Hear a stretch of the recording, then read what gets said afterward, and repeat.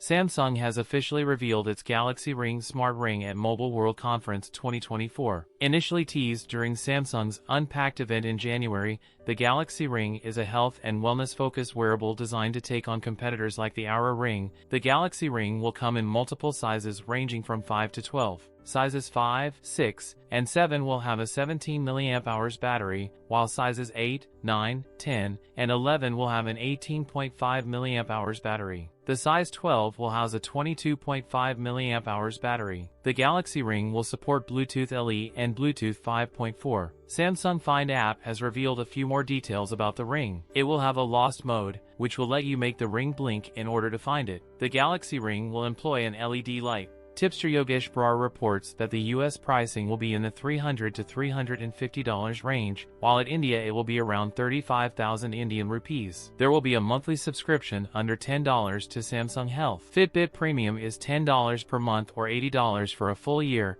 Apple Fitness Plus is the same price. It looks like Samsung wants to secure some recurring revenue with the ring, similar to its competitors. It's launched a new labs section in its app, where it plans to test new features and get user feedback. Perhaps it wants to differentiate itself from Samsung based on these. The ring features a minimalist yet substantial design and will be available in platinum silver, gold, and ceramic black color options. The Galaxy Ring will include a suite of sensors for tracking various health metrics.